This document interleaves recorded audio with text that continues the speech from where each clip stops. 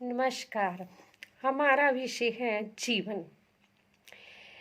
जो भी खुशियाँ, गम, उदासी, हानि, लाभ जीवन में मिलते जाता है, वे बताता चले जाता है कि मुझे ये भी चाहिए था या मुझे ऐसा नहीं चाहिए था, इसे छोड़ो, इसे पकड़ो, ऐसी इच्छाओं को मारो, ऐसी को जागृत करो या ये करो और ऐसे करो। हमारे पास हर मजबूरी का समाधान इकट्ठा होने लगता है जब हम जीवन की सुनते हैं।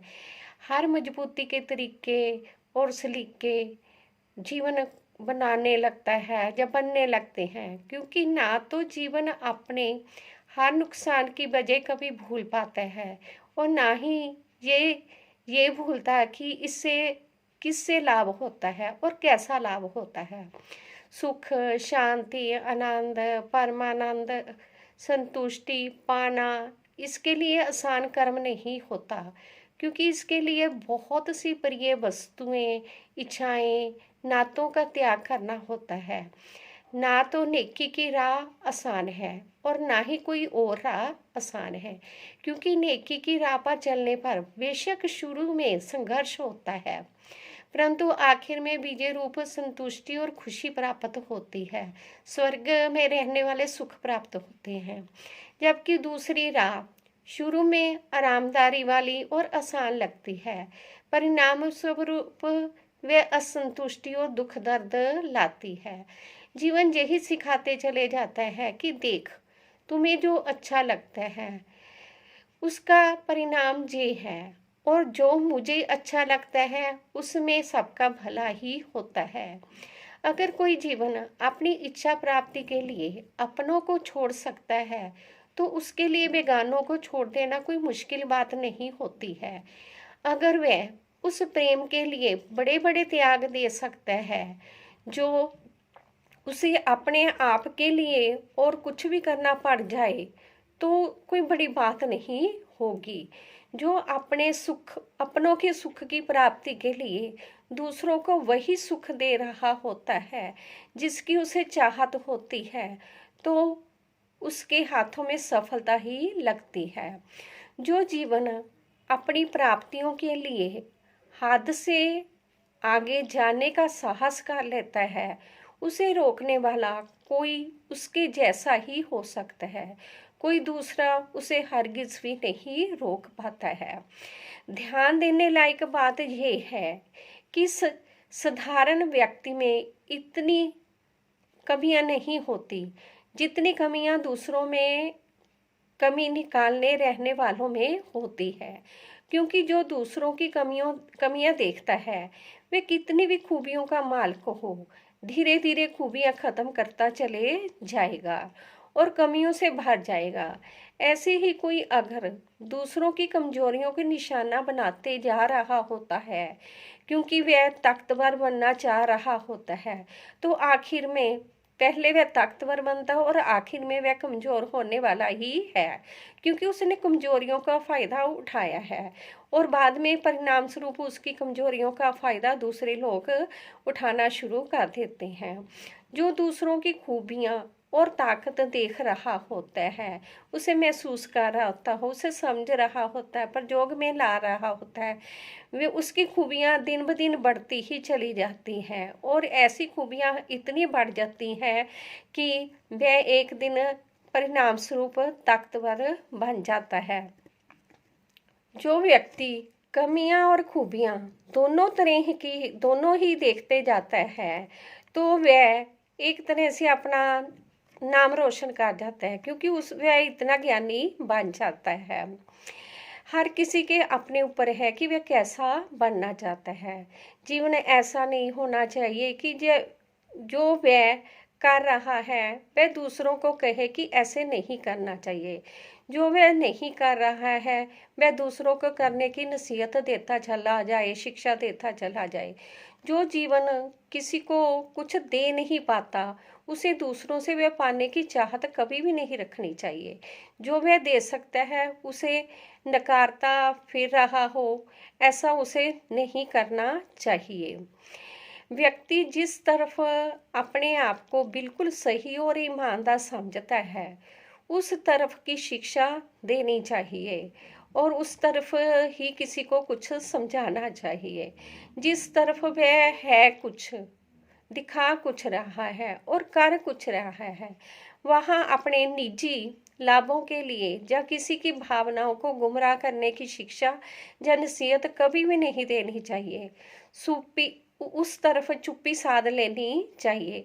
हो सकता है उस व्यक्ति को ईमानदार रहने के कारण हर तरफ से अनदेखा किया जा रहा हो, भाव उसको छोटा, तुच्छ या किसी के काम का ना आने वाला जैसा ऐसा वैसा समझ लिया जा रहा हो। परंतु ये सोच उन लोगों की है जो उसको अच्छे से नहीं जानते और जानने में रुचि भी नहीं रख रहे हैं, और जो उनमें रुचि नहीं रख रहे होते हैं उसे वह कुछ भी कर लो, ना तो वह उनके बनेंगे और ना ही उन पर प्रभाव डाल सकेगा, ना ही वह कभी उसे समझकर सम्मान दे पाएंगे।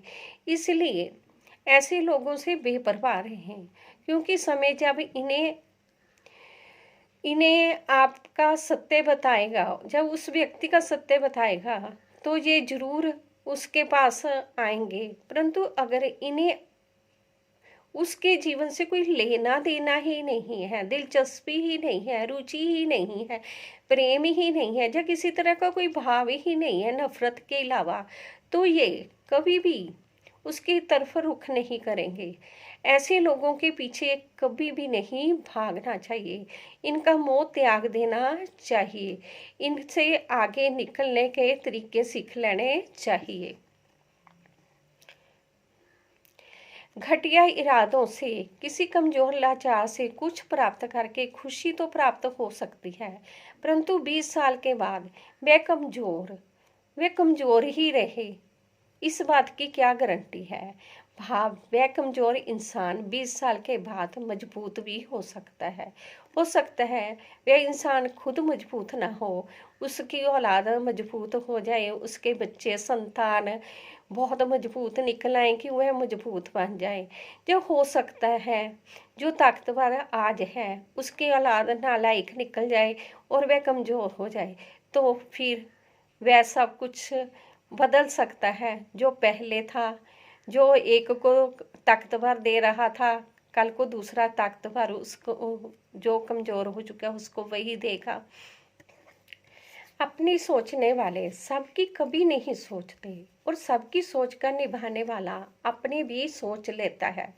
सही होते हुए भी गलत को गलत देना और गलत होते हुए भी सही को सही देना मुश्किल कार्य है, परंतु अपने जीवन को सुचारू रूप से चलाने के लिए, खुश और सुखपूर्वक रहने के लिए ऐसा योजनाबद्ध तरीकों से चलना ही पड़ता है, ऐसे तरीकों को अपनाना ही पड़ता है जो इंसान को सुखी रखे।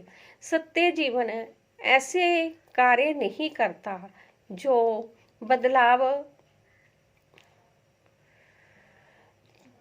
अच्छा नहीं मिल पाता। जब जरूरत अपनी हो तो अपने आप को आगे पेश करते रहना चाहिए, चाहे कोई कितना भी नीच समझ जाए या कोई कितना भी महत्वहीन करते चले जाए, क्योंकि आगे क्या करना है ऐसे ही प्राप्त होता है। जब जान पर बनी हो तो मान मर्यादा की बातें छोड़ देनी चाहिए। जब व्यक्ति खुद ही नहीं रहेगा तो सब कुछ ही खत्म हो जाएगा और जीवन से प्यारा इस जगत में और कुछ भी नहीं होना चाहिए। ये बातें अच्छे से समझ लेनी चाहिए कि वह क्या है जो जीवन को तोड़ देगा, वह क्या है जो जीवन को मजबूती देगा।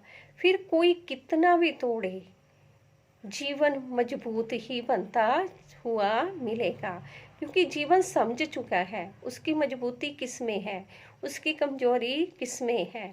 फिर उसकी कमजोरी भी मजबूती बन जाएगी और मजबूती तो मजबूती रहेगी ही।